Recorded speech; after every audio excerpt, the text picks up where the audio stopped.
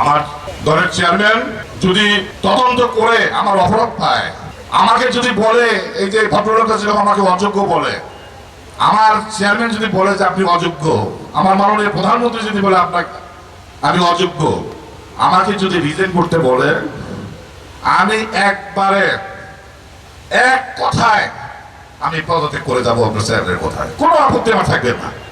আরে ভাই, আপনার দীর্ঘদিন আন্দোলন সংগ্রাম করেছি, আজকে ফেসিস্ট সরকারের পতন হয়েছে দেখি তো আপনার এমপি হয়েছি নাকি? এমপির কি সাত সেটি আমি পেয়েছি আপনার জীবনে? আমাকে তো আপনার এমপি গিরি না থাকলেও তো মানুষ কি সাবেক এমপি বলবে তো, নাকি না বলবে না? এই সাদা আর মিটে গেছে। আর অর্থের লিপসা আমার নাই, অর্থের লিপসা আমার এই জন্য নাই। আমার এক ছেলে এক মেয়ে, মেয়ের বিয়ে হয়ে গেছে, ছেলে একটা আমার, সেই ছেলে লন্ডনে থাকে। আপনাদের দোয়ায় আগামী জুন মাসে তার গ্রাজুয়েশন শেষ হবে, সে দেশে ফিরে আসবে। তা একটা ছেলে লন্ডন থেকে গ্রাজুয়েশন করে আসার পরে তাকে যদি আমি 1 টাকার সম্পদ না দেই, চলতে পারবে না। আর একটা মানুষের আসলে জীবন সুন্দরভাবে পরিচালনা করার জন্য শত শত কোটি টাকা দরকার নেই। আল্লাহ আমাকে যা দিয়েছে যথেষ্ট দিয়েছে। আপনার আমি আপনাদের কথা চিন্তা করে, আপনাদের মঙ্গলের কথা চিন্তা করে, আপনাদের এলাকার উন্নয়নের কথা চিন্তা করে আমি রাজনীতি করি। আমি আমার ব্যক্তি স্বার্থে রাজনীতি করি না। অনেক সময় সব নোংরামি দেখে আমার মনে হয় যে রাজনীতি থেকে আপনার সরে যাই, বিদায় নেই। যখন আপনাদের কথা চিন্তা করি তখন আর কি আর মন চায় না। তার কারণ এই ত্যাগ তিতিক্ষা আমার একান্ত না, এই ত্যাগ তিতিক্ষা আপনাদের সকলের।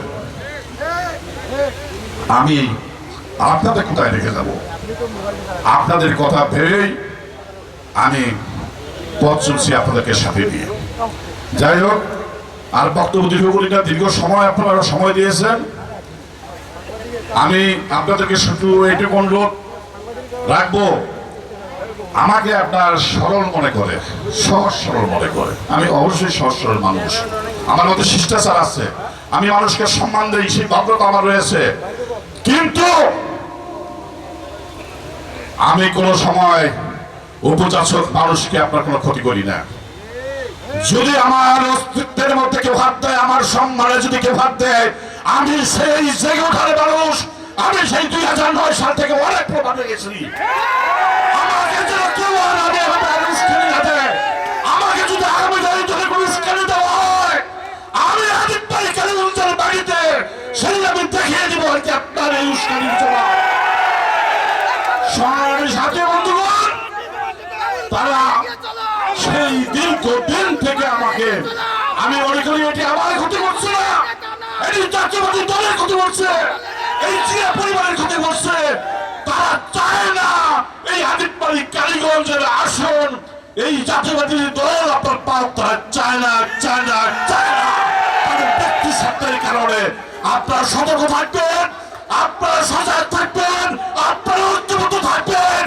আপনারা যদি আমার সঙ্গে থাকেন, আমি আপনাদেরকে জানিয়ে দিচ্ছি, কোন শক্তি নাই, কোন চক্রান্ত করে, কোন ষড়যন্ত্র করে যে আমাকে আপনার কোন হেয় প্রতিপন্ন করবে ইনশাল্লাহ। আমি আর বক্তব্য দীর্ঘ না করে আমি আবারও আপনাদেরকে সাধুবাদ জানাচ্ছি, কৃতজ্ঞতা প্রকাশ করছি, ধন্যবাদ জানিয়ে আমি আমার কথা শেষ করছি। বাংলাদেশ জিন্দাবাদ, শহীদ অমর হোক, খালেদা জিয়া অমর হোক, তারেক রহমান জিন্দাবাদ। সবাইকে ধন্যবাদ।